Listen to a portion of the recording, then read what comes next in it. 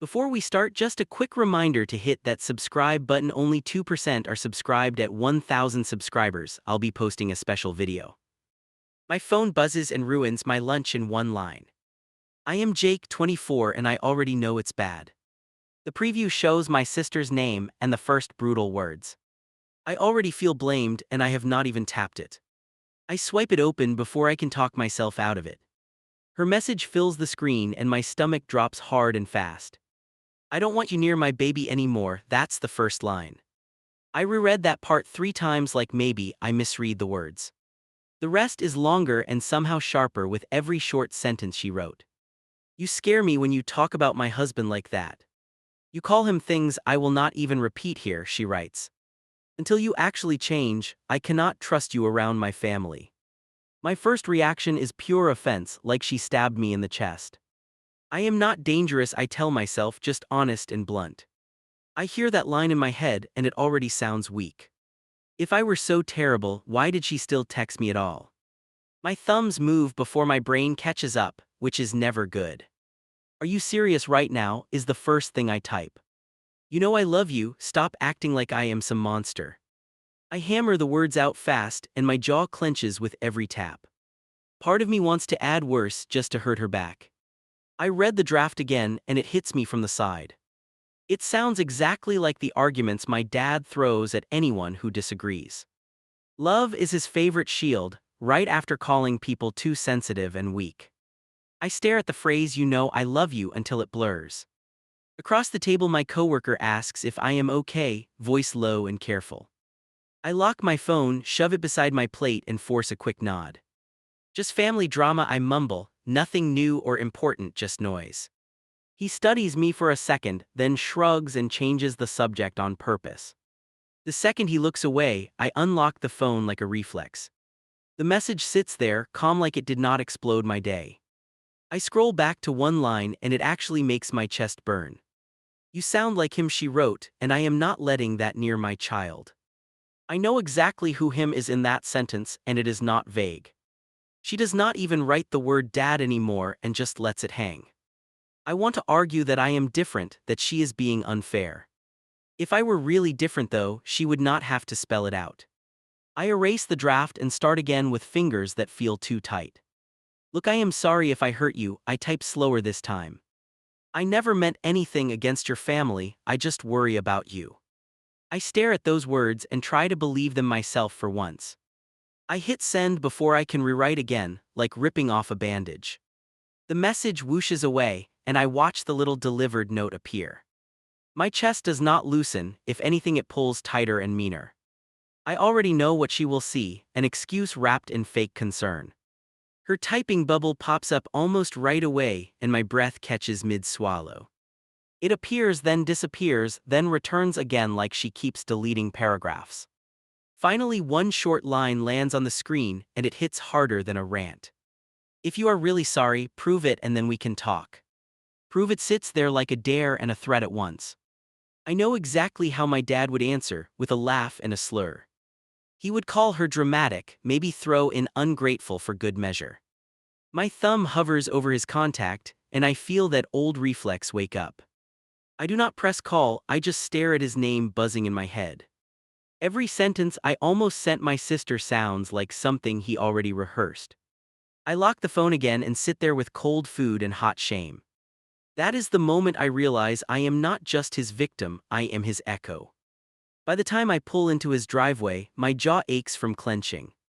I kill the engine and just sit there while my pulse hammers. I already know walking in is a bad idea, and I still reach for the handle. I tell myself I just need to hear someone agree I am not the villain. He yanks the door open before I can knock and grins like it is game night. There you are, he laughs like I arrived right on cue.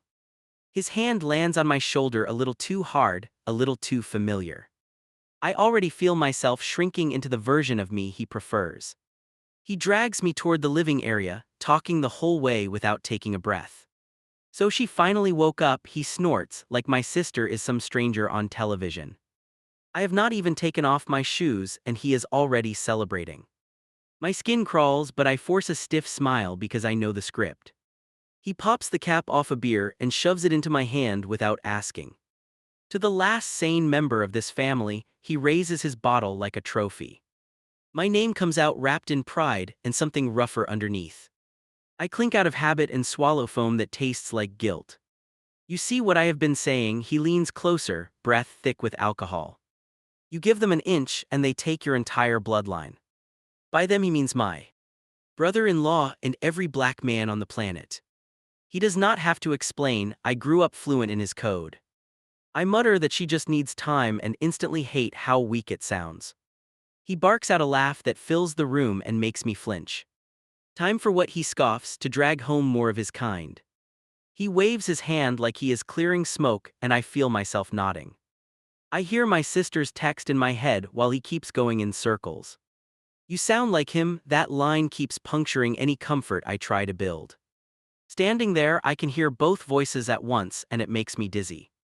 I take another drink just to have something to do with my hands. He launches into a list of things wrong with my sister's marriage. He calls her naive, then brainwashed, then worse words that grind in my ears. He never says my brother-in-law's name, only labels that shrink him down. Each one lands and I do not push back, which is its own answer. At one point he leans back and studies me like he is checking for cracks. You get it, he nods, that is why you are still under my roof here. You know what real men protect and what they keep out. My neck gets hot because a small, ugly part of me likes that approval. I ask what if she calls again, and his mouth tightens into a hard line. Then you keep your distance until she figures out she chose wrong. He points toward the front door like she is already outside begging. You do not chase someone who spits on their own people, he adds.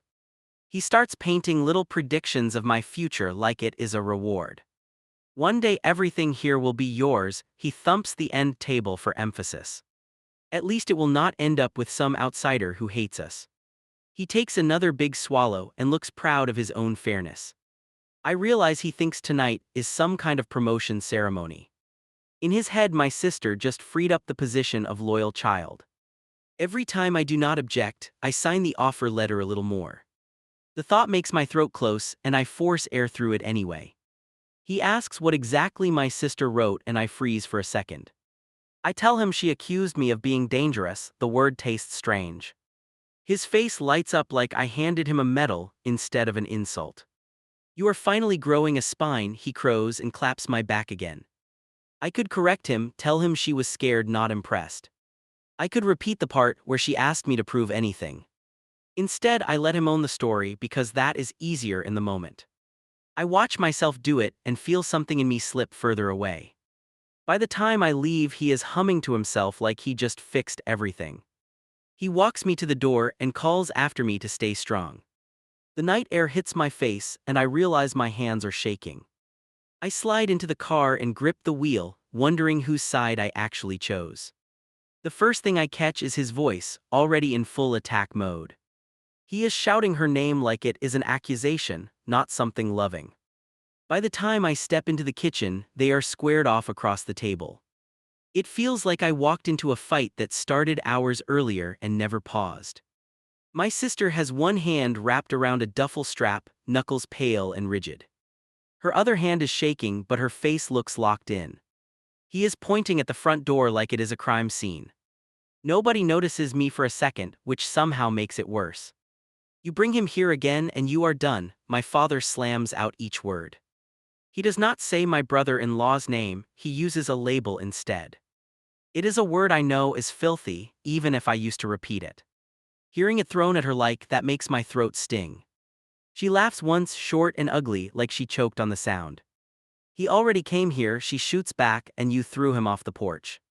He is my boyfriend, not some stray animal you can kick around. If you cannot deal with that, then you might lose me. Lose you, my father steps closer, shoulders squared like he is body blocking the doorway. I already lost you the second you brought that man into my life. You want to play house with him, go do it somewhere else. Not under my roof, not with my name attached to that mess. I hover near the doorway, hands useless at my sides, stomach twisting hard. I was used to arguments, but this one has a different sharpness. Every sentence feels like it is carving out something permanent. Back then I told myself they were just both being dramatic. My sister spots me over his shoulder and her eyes flash. Jake, say something, she throws my way, voice raw at the edges. Tell him this is insane, that we are not children he can ground forever. For a second the whole room hangs on whether I open my mouth.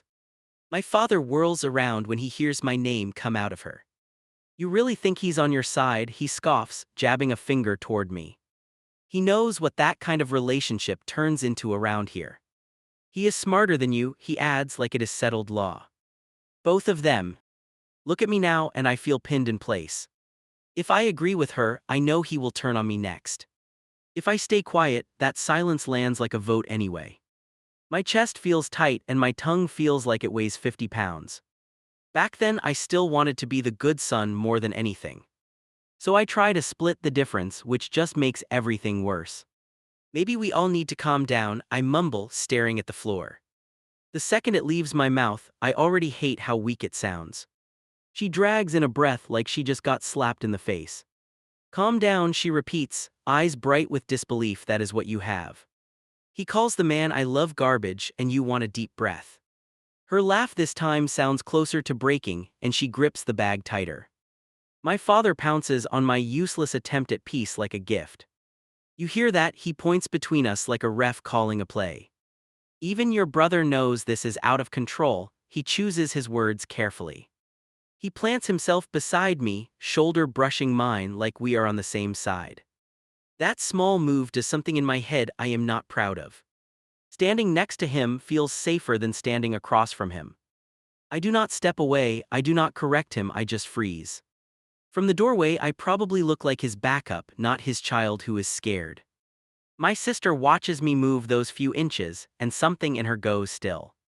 Fine, she says quietly at first, barely above a whisper, then louder. Fine, you two can have each other, I am tired of begging for respect. She reaches down and zips the duffel in one jerky motion. You walk out with him, you do not come back, my father barks across the room. There is no half measure here, no visiting, no holidays, nothing.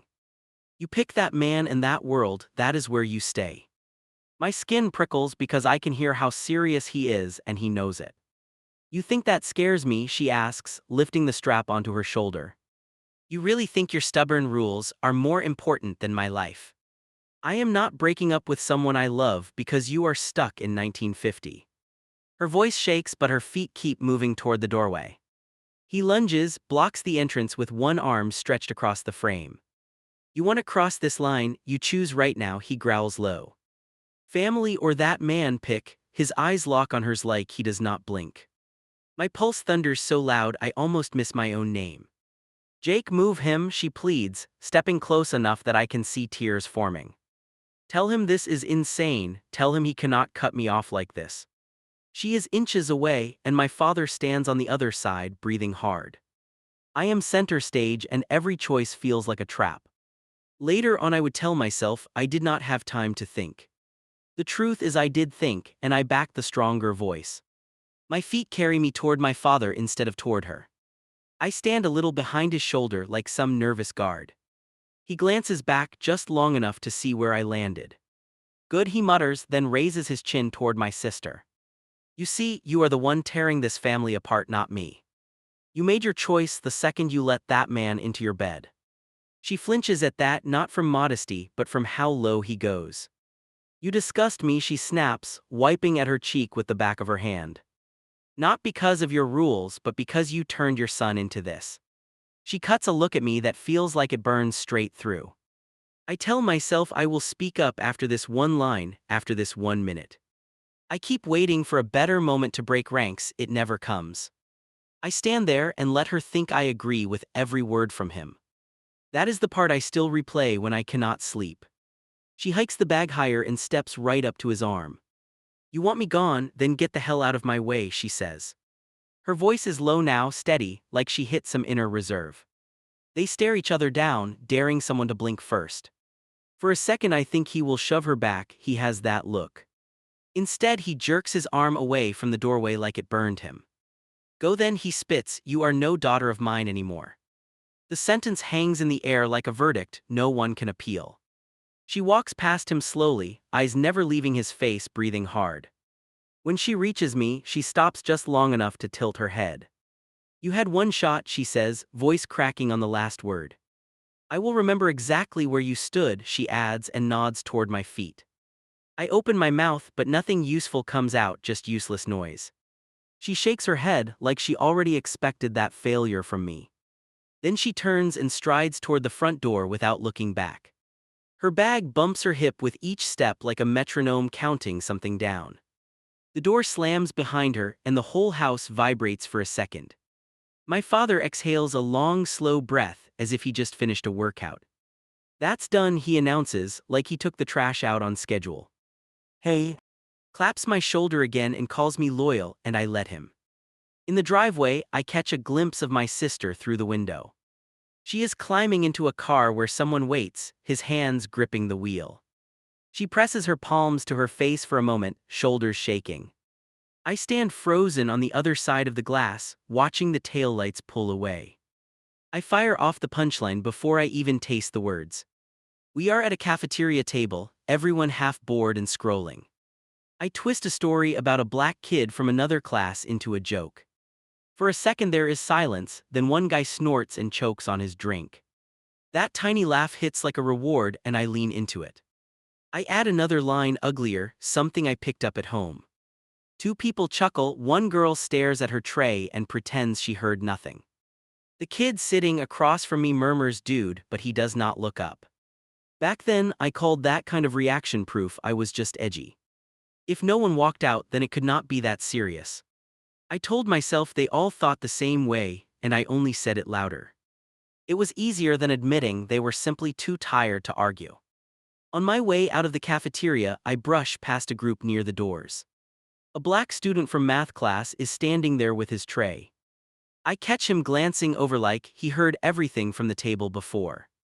His jaw is tight and he looks right through me like I am not there. I throw him a fake casual nod and keep walking with my friends. One of them cracks a lighter joke about teachers, and we all latch onto it. No one mentions the look on that guy's face or how quiet he got. I store that flicker of discomfort somewhere deep and pretend it never happened. Fast forward a bit, and the jokes move from school halls to a paycheck. I get hired at a small store, mostly stocking and ringing people up. The place is slow on weeknights, so we lean on jokes to stay awake. I never noticed how many of mine landed on the same target until later. One evening, a black customer walks in and asks about a product. I smile wide, helpful, voice smooth and professional the whole time. On the inside, I am running my usual commentary, things I would say to friends. I help him find what he needs, ring him up, wish him a good night. The door swings shut behind him, and I immediately switch modes. I mimic the way he talked, exaggerating things that were not even there. I throw in a stupid line about what people like him always buy. The guy next to me cracks up, hunched over the counter, wheezing. My coworker Lisa does not laugh, she just goes very still. Her hands pause over the keyboard, and she lifts her eyes slowly. "You know that was racist, right?" she asks, voice flat as a board. The guy next to me clears his throat and pretends he needs something in the back. I scoff because that is the only move I know at that point. "Relax, it was a joke," I shrug, waving one hand toward the door. "If he heard you," she answers, still steady, "you think he would laugh?" I roll my eyes and toss out a line about people being too sensitive these days. Saying that always gave me an easy out, and I grab it again. Lisa watches me for a beat, then goes back to the register. She stops talking to me for most of the shift, answers in short clipped phrases. I tell myself she is overreacting, but the air between us feels heavy. I keep pushing anyway because backing down would mean I messed up. Later in the night, another black customer comes in with his kid. They are just browsing, and I crack a low comment to the guy restocking. Something about shoplifting that is not even clever, just nasty and lazy. The kid is close enough that he might catch a word or two. He looks around like he felt something hit but cannot see where from. My coworker does not laugh this time, he just mutters "dude" under his breath. Lisa snaps her head up so fast her ponytail swings. "What did you just say?" she asks, walking over and planting herself beside me. Her face is calm, eyes furious in a way that makes my chest tighten. I shrug again and try to repeat the line with a lighter tone. This time it sounds worse out loud, stripped of the fake bravado. "That is not funny," she tells me, and she glances toward the kid. "You cannot talk about customers like that, not here, not ever." Her voice cuts through the low store music, and the word cannot hits hard. For a second I feel like I am the one getting caught stealing. I try to laugh it off, say come on, it is just dark humor. Lisa does not budge, she folds her arms and looks straight at me. "You want to be that guy?" she asks, "the one everyone avoids on purpose." Behind her I notice another coworker listening, suddenly very interested in folding boxes. After closing, the manager texts me to stay a minute before I clock out. My stomach does a small drop, but I tell myself it is nothing major. Maybe about my hours, maybe about some small task I forgot to do. I walk into his office trying to look relaxed, hands shoved in my pockets. He gestures at a chair and waits until I sit down in front of him. Then he opens a folder, and there is my name on a printed sheet. I feel a little jolt because official paper means this is not casual. He exhales slowly, then looks me in the eye in a way that feels stripped of patience. "We got a complaint today," he starts, tapping the folder with 2 fingers. "Actually, we got more than one, including from someone on your shift." He lists off the comments almost exactly the way I said them earlier. Hearing them back in a calm voice makes them land different, heavier. I rush in with the same tired defense before he even finishes. "I was only joking," I tell him, "it was never meant as hate." "We joke about everybody here," I add, trying to drag the whole crew in. He does not smile, his mouth stays in a hard line. "You may think it is humor," he answers, "but it crossed a line. We serve everyone who walks in, and they deserve basic respect. You keep talking like that, eventually someone reports it higher than me." He pauses on that last part and lets it sit there between us. The word respect makes me bristle, like he is calling me trash outright. I mutter that people are too easily offended now, that nothing is safe anymore. He leans forward and plants his elbows on the desk, voice dropping. "There is a difference between edgy and cruel, and you are on the wrong side." For a second I want to snap, to throw his words back at him. Say that everyone is too sensitive, that I am just saying what others think. But my mind flashes to Lisa's face when she looked at that kid earlier. Then to the math class guy who looked through me months before. My cheeks burn and I blame the tiny office and the stale air. I mumble that I did not intend to hurt anyone, which sounds thin.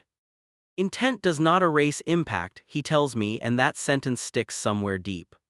"You keep this up and you are out of a job," he adds straight. He hands me a sheet with policy words printed in neat paragraphs. I stare at the page, but my thoughts are trapped on the quotes he repeated. They sound harsher, stripped of my sarcasm, bare and ugly on his tongue. For the first time I hear them the way someone else might. I sign the warning line because I do not want to lose the paycheck. My signature looks shaky and younger than I feel in that moment. He nods once and tells me he hopes this is a one-time thing. Walking out, I feel everyone's eyes flick up toward me, then dart away. In the parking lot, I unlock my phone and open a group chat. I type out a rant about my boss in his lecture. I throw in a line about political correctness ruining everything. The first reply is just a single word, "Yikes," then nothing for a while. One friend texts, "Man, that kind of joke hits different at work." Another adds, "Maybe chill with that stuff, it is not 1990. No one tells me I am right, no one piles on with more slurs. My chest feels hollow, because suddenly it is just me defending this garbage. On the drive home, I replay the scene in the store without the jokes. I picture the kid looking around like danger brushed past him. I picture the first customer, just wanting help and getting mocked behind his back. For once I cannot make myself laugh at any of it. That night I scroll through social media longer than usual, half annoyed. Posts about racism pop up, and I normally skip them with a flick. This time I pause on a video about people overhearing jokes that target them. The way they describe it feels uncomfortably close to what I had done. I keep hearing my own lines from earlier, repeated in my boss's voice. They sound a lot like the stuff I grew up listening to at home. Same rhythm, same targets, just coming out of my mouth now. That realization lands heavy, and I lie there staring at the ceiling, wide awake. I hit send on the longest text I have ever written, then instantly regret half of it. My thumb hovers over the screen while that little sending bar crawls forward. I told her I was sorry that I had been influenced, that I did not want to lose her. Even reading it back in my head, it sounds like I am trying to save face, not fix anything. She answers faster than I expect, which jolts me harder than a full silence. Fine, she writes, we can talk, 1 hour at the place near my job. She adds one more sentence that lands like a warning instead of comfort. If this turns into excuses, I am walking out and we are done. I get there early because my nerves will not let me do anything else. The second I sit down, my leg starts bouncing under the table on its own. Every person who walks in, I check if it is her and my chest tightens. By the time she actually appears, I already feel like I ran a race. She comes in alone, no baby carrier, no husband, no extra chance for me. Her eyes land on me, and I can tell she considered turning around. She approaches anyway, jaw tight, hands wrapped around the strap of her bag. Thank you for coming, I start, and it sounds stupid the second I say it. She pulls out the chair opposite me, sits, and keeps her coat on. So talk, she says, folding her arms and pinning me with her stare. No hug, no small talk, just that one flat order across the table. It throws me off enough that my rehearsed sentences scatter. I start with the usual safe words, because that is what I know. I am sorry if I hurt you, I tell her, eyes dropping to the table. I say I never meant anything toward her family as people, just worry. Even as I speak, my own explanation sounds thin and slippery.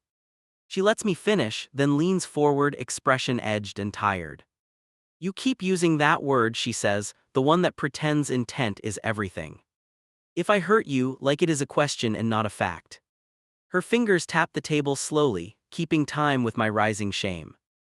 Okay, I correct myself, heat climbing up my neck and ears. I hurt you, I repeat, and the sentence feels heavier coming out clean. I mention my boss at work, how he called me out on ugly jokes.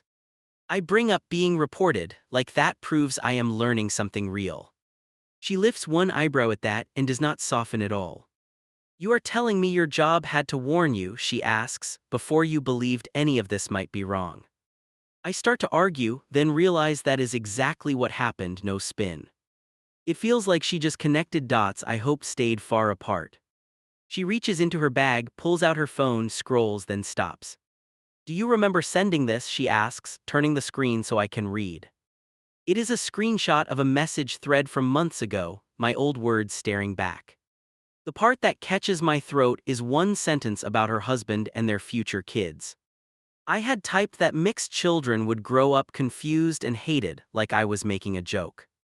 I remember thinking I was being edgy and protective at the same time somehow. Now I have to read it while my sister watches my reaction, arms locked. My stomach flips and for a moment I honestly consider bolting. Say it out loud, she instructs, pushing the phone closer across the table. If you are really changing, you should be able to hear yourself without hiding. My tongue sticks to the roof of my mouth, but I force the words out. Each one tastes worse than I remembered, raw and mean without any fake laughter. She does not interrupt, just stares like she is holding me under a microscope. When I finish, she lets the silence hang long enough that my chest hurts. You sent that to your own sister, she finally says, about her child who did nothing. She presses her lips together, like everything else she wants to say would explode. I rush in with the thing I have been using as a shield my whole life. You know how we grew up, I start, spreading my hands like that explains everything. I say there was only one voice in the house, one set of opinions. I say it shaped me, bent things inside me before I even noticed. Her hand hits the table softly, not loud but enough to stop me. I know how we grew up, she tells me, I was there, remember. I had the same parent you did, and I still walked away. She fixes me with a look that feels sharper than any insult. You are not a child anymore, she continues, leaning back slightly in her chair. You chose to keep repeating this stuff when no one forced you. You joked about my husband to coworkers who never met him. You let our father use you as proof that he is right about everything. I want to protest, say I was scared, say I did not know better. But every excuse I think of bumps into a memory of me laughing. Laughing at slurs, at stereotypes, at people who never did a thing to me. It all plays in my head and knocks the words right out. She watches my face and I can tell she sees it all land. You want to know when I gave up on bringing you around, she asks quietly. It was when you stopped looking uncomfortable and started enjoying the reaction. When hurting me and my family became entertainment for you and your friends. The worst part is I cannot argue because she is not wrong about that. I ask her what she wants from me now, voice low and unsteady. I tell her I am trying, that I have started listening to stuff I used to mock. I mention reading articles, watching videos, anything to prove effort. She nods once, then tilts her head, studying me like she is checking for cracks. What have you actually changed, she asks, not what you intend, what you do. Are you still in group chats where people talk the way you used to? Do you step in now or do you just stay quiet and enjoy the show? I have to admit I still stay silent most of the time, which burns. I say I have pulled back on some conversations, which sounds pathetic. She points out that silence still protects the person causing harm, not the target. Her voice is steady, but her hands are shaking just the slightest bit. Then she goes in for the part I have been dodging. Since we sat down. What did you say about my husband, she asks, not in general exactly. Not just that text, the things you kept repeating after we married. Her eyes do not leave my face, like she wants to catch any lie. I list them one by one, all the garbage I thought counted as humor. I name the times I called him lazy, without ever seeing his workload. I admit I joked that he must have some criminal background somewhere. Saying it out loud makes my chest squeeze like I am being compressed. At one point my voice cracks and I stop mid-sentence, throat raw. I am not trying to make you feel sorry for me, I manage. I am just finally hearing it the way you must have heard it the whole time. It is ugly and it is mine, and I cannot pretend it belongs only to our father. She covers her mouth for a moment, closes her eyes, breathes slowly. When she drops her hand, her lashes are wet but her stare is clear. You want to know why you cannot see my child, she asks. Because I will not let that poison near her until I know you uprooted it. The word uprooted hits different than just changed or toned down. It sounds like work, like time, like something that will not be comfortable. I panic and grab at the quickest shortcut I can find. What if I promise to never say those things in front of her, I offer. She actually laughs then, short and harsh with no humor in it. So you will keep those thoughts for everyone else, she replies, just not my kid. You hear how that sounds, right? Like she is some special exception to your racism. Her fingers drum faster now, betraying how furious she is under the surface. I slump back because there is no smart answer to that, only truth. I tell her I do not want to be this person anymore, not just hide it. I confess that when she texted, I was more scared of losing my image than losing her. Saying that out loud feels like ripping off my own mask. She sits with that confession, letting it echo between us for a few breaths. Finally she nods very slightly, like she heard something real in it. I believe you hate what you did, she says. I am not sure you hate who you have been. Her voice softens on the last part, which somehow hurts more than yelling. I ask what I am supposed to do, because I honestly do not know. She does not hand me a neat list, which frustrates and scares me. She mentions therapy groups, books, people who actually teach this for a living. Then she adds, and maybe start with apologizing to the people you already hurt. The thought of walking into work and owning this makes me feel nauseous. The idea of messaging my brother-in-law directly terrifies me even more. But I cannot deny those are concrete things, not vague feelings.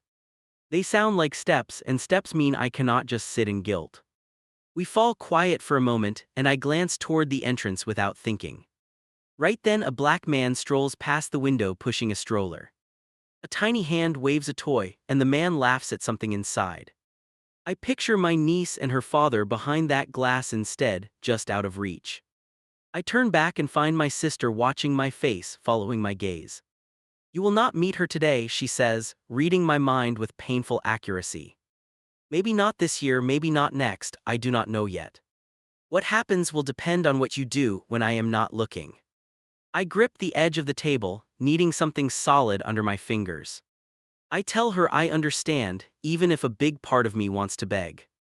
I ask if I can at least keep sending updates about what I am doing. Not for credit, but so she knows I am not just waiting for her to forget.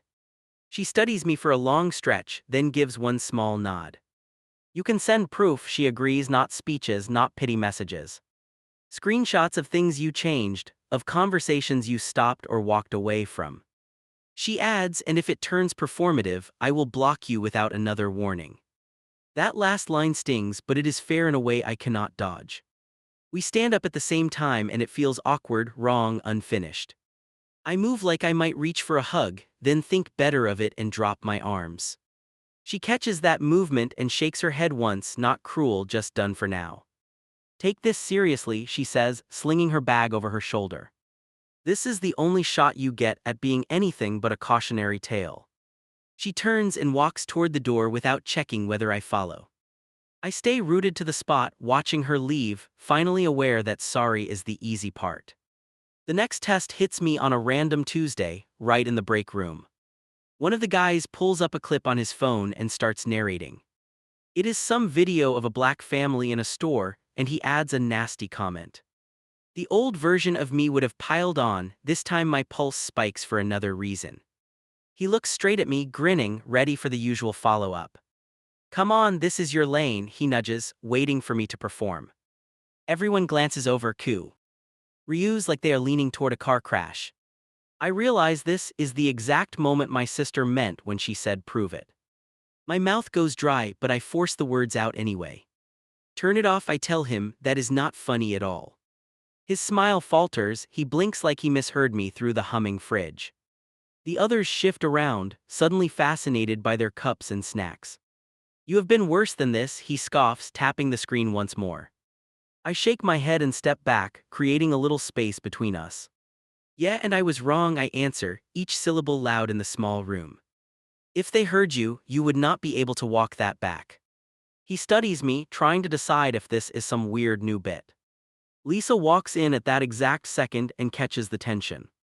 Everything good, she asks, using that neutral work voice that can go either way. I look at her, then at the phone, and make my choice in front of both. He was showing a video and talking trash, I explain, and I asked him to stop. Her eyes flick from him to me, and something in her shoulders eases. She does not thank me, does not praise me, she just nods once. You heard him, she tells the guy, put it away or clock out early. He mutters under his breath but shoves the phone into his pocket. The break ends, people filter out, and the moment could evaporate. I almost let it because bragging about it would cheapen it. Instead, I pull out my phone and snap a quick shot of the trash can and time clock. I text it to my sister with a short caption, first small step. No long speech, no begging, just that image and 5 plain words. She does not reply immediately and my stomach tightens, but I resist spiraling. I tuck the phone away and get back to work because the shift is not over. Later that week, I do the thing I have dreaded since our talk. I scroll to my brother-in-law's name and stare at the screen.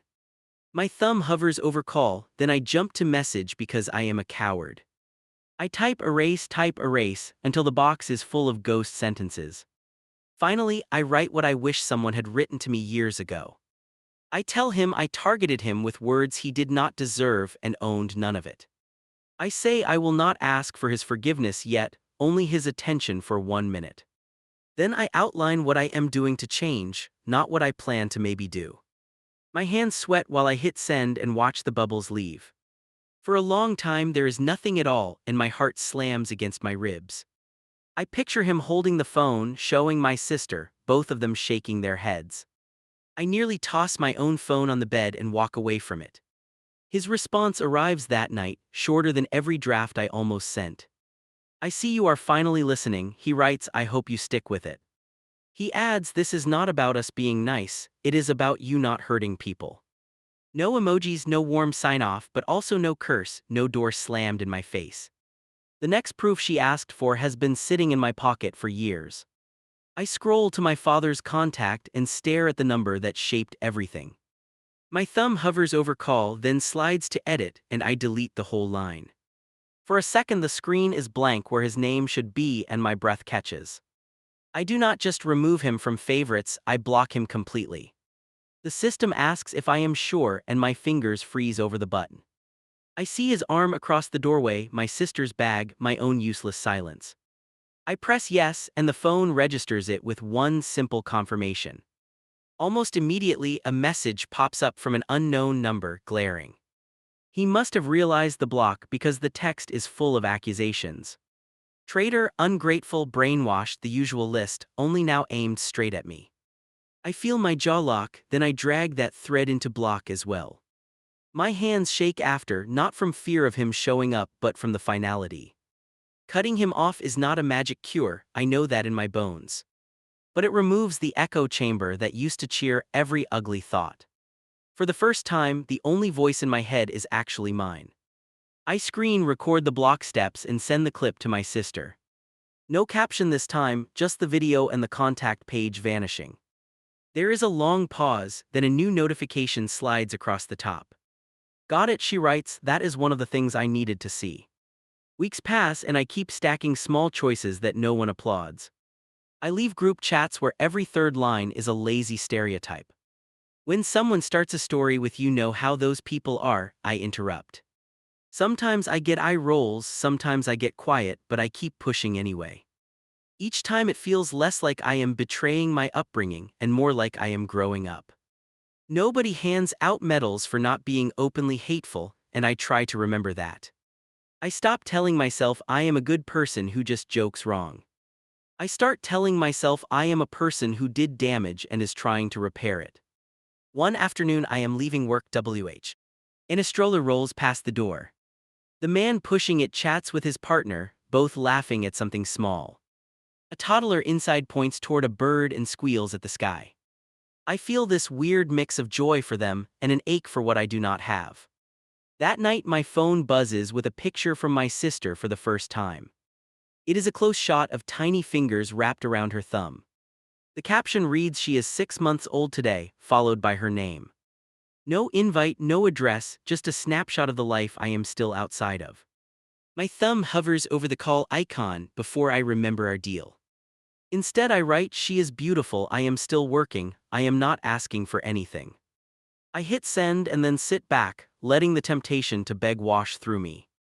She replies with 3 words that somehow hurt and help at the same time. Keep going, please. There is no promise hidden in there, no timeline, no guarantee. But it is more than I had when this started, which was nothing. It is a tiny open window, instead of a locked door in my face. What I do now will decide if it stays cracked or slams shut. So no, I have not met my niece yet, and that is on me. Every time I see a kid her age in the store, my throat tightens. I picture her somewhere else, safe, held by parents who refuse to gamble on me. The difference now is I finally get why that boundary exists and I respect it. I do not know if this story ends with me holding her one day. I know it does not end with one apology over coffee or one blocked number. I am the one who built the distance, brick by brick, with every word I threw around. Now I wake up and try, one choice at a time, to tear that wall down from my side.